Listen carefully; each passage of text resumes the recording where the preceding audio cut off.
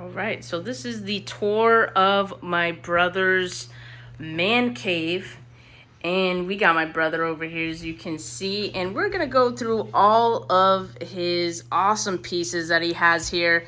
And first, I want to ask you, what was the first piece of memorabilia that you ever got that, kind of started this entire movement you have going down here? How's it going, Steph?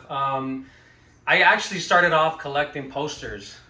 So my room when I was growing up, as a little kid, I had posters of players, and then eventually, my first autograph piece was actually this Jerry Rice piece right here. The exact time frame was maybe like 95, 96. But it was a gift from my dad. He wanted it. Nice. He wanted it at his work. I didn't even know that. And he brought it home, and he knew that I had a passion for sports. I had a passion for the 49ers.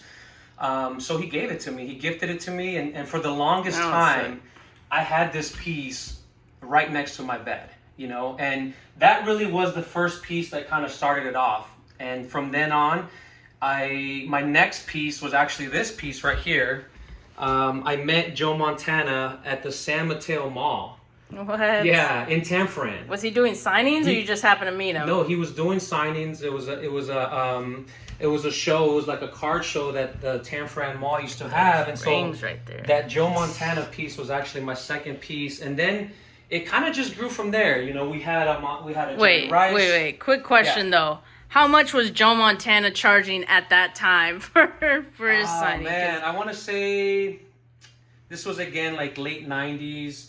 His autograph, which included, the sticker of authenticity. I want to say it was about $100, which if you look at how much he charges now for, we were just talking about that at the GTSM shows. Yeah. You're looking at over $200. And that's entry point. So the prices for sure have definitely gone up. This is a, back in the late 90s, this industry wasn't what it is now. It's an industry that's very, that's booming. There's definitely, players are taking advantage of that opportunity that fans want their autographs, right? So players see that there's a business side to this, and some players are making good money off of these autographs. So while we're on the subject of Joe Montana, because this clock right here just happened to catch my eye, can you tell me a little bit about this one? I'm loving this. Yeah, This is awesome. It's funny because Danbury Mint makes these figures, and they actually this is a clock that was made in the 90s by the company Danbury Mint. It's a piece that I've been actually trying to get my hands on for the longest time. So I would always kind of keep my eye on it on eBay, and eventually it popped up. And actually prior to getting this one, I lost some bids. I actually lost a few bids on eBay trying to get this clock. And for those that, do the eBay thing, how you feel when you lose out, when you get outbid on an item. But I want to say about the third time around when I finally saw this clock, I was the highest bidder. I made sure I went over the top with the bidding. But it was a great addition to the collection here because it's very unique. It's a very hard piece to buy. Even to find nowadays out in the black market and eBay. Market. So it's. He said black market. Buying it behind someone's van, Bob Sacramento. It's great though. It adds a unique like touch to the wall. You have a little bit of everything from mini helmets to footballs to trophies. Signed jerseys. I recently started collecting cards again. And it's funny because I even started collecting pins not so long ago as well, which has it kind of just adds to the whole wall here. Anything that I could get my hands on that's related to the 49ers or some players such as Rice, Montana, Young, you know, I'm gonna try and get my hands on it so that I could add to the collection here. And another thing, so I'm gonna say this. So Fabio's a bit of a bobblehead connoisseur. You can see them all throughout his. Don't these guys look alike? That's your bobblehead. We got the Jimmy G bobblehead right here. Game day giveaway at We got a Levi's few Stadium. Bosa, Yeah. you know, Nick Bosa draft bobblehead, and then this one is what was that the All Pro or? Yeah, this one right here was when Nick Bosa won Defensive Rookie of the Year, I believe. Okay. Yeah, but And a couple more. my cards. favorite Yeah, player that I right, like right. collecting, you know, you're probably gonna see him a lot in the room, is Joe Montana. I have a little section here that's dedicated just to Joe Montana. There's bobbleheads. A Joe Montana shrine, if you will. Yeah, you know, for every Niner fan that wants to have a man cave, like the Joe Montana jersey is a must, you know. And then you have the Joe Montana helmet, which is also a plus or a must for any, you know, 49er that's trying to, you know, have a little man cave. And then there's the tie-in with the catch, right? Probably the most popular play in all of the NFL. Definitely in Niner history. So there's a little like stage or Shrine, man. This is a to shrine. the catch to Dwight Clark.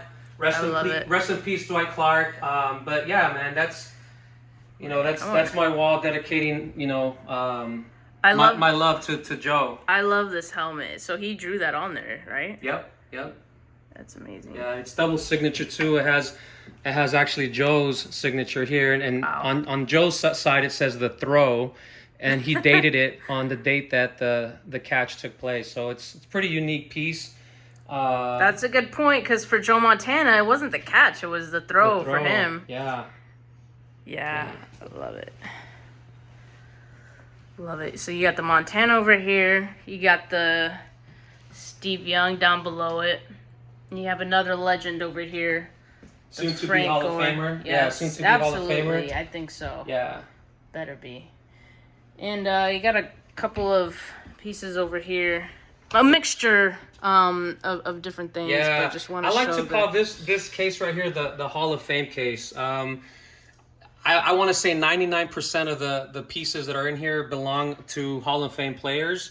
I'm a fan of the NFL, so obviously we got the wall dedicated to the 49ers and the team of the 80s, but this is more so my my collection of all NFL players and teams. And you know, when you have an appreciation towards a player and respect and you like a player, it doesn't mean you can't own a piece of them. So two of my favorite quarterbacks growing up in the 80s and 90s, Dan Marino, John Elway, which actually the 49ers beat both of these guys in the Super Bowl.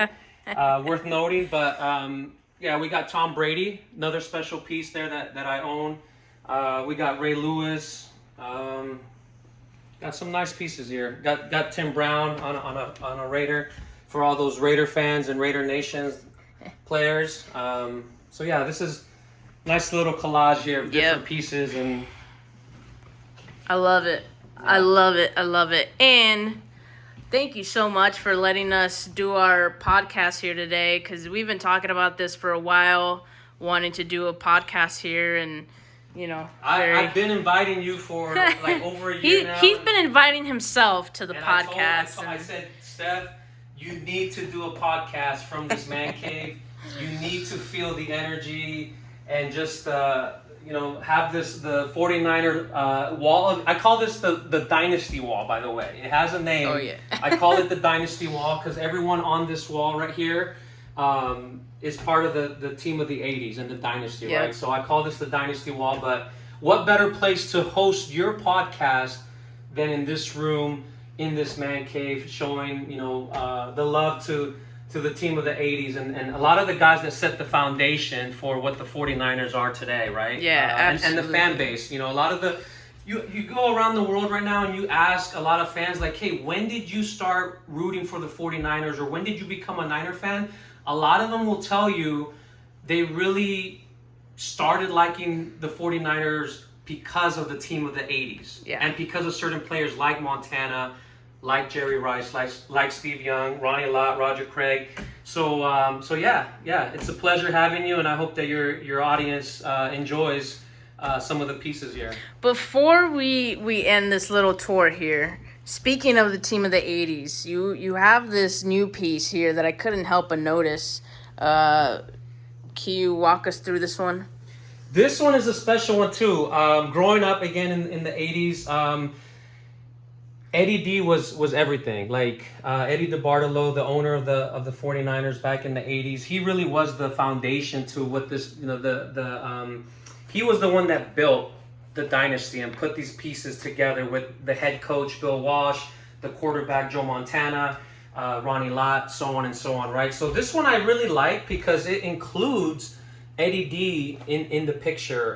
Again, it's a very rare poster. Yeah. Kind of a hard piece to find, but what makes this one, really special is the fact that it's signed by all these players on here. All these players that you see here won 4 Super Bowls, and that's why it's called Monumental, and it's paying tribute to those 4 players that were there from the beginning, that won the first Super Bowl all the way to the 4th one that Joe Montana was involved with. So very special piece, and it's also signed by Eddie D, which it's very That's rare too. It's very rare to have a piece where Eddie D signs it along with other players such as Joe Montana. So I gotta find. I already have a spot for it. It's gonna go over here in this corner right here, alongside the dynasty wall. But I'm just waiting to get it authenticated. And then I'm gonna frame it, and it's gonna go right here in the corner. So awesome. So while it looks like there's no space left in the man cave, don't be fooled. He keeps adding to it, and it's coming along. This is a never-ending project, pretty much, for my brother and a passion of his. So, yeah, thanks again for showing this, and thank you guys for watching so much. All right, you guys have a good night. It's been a pleasure.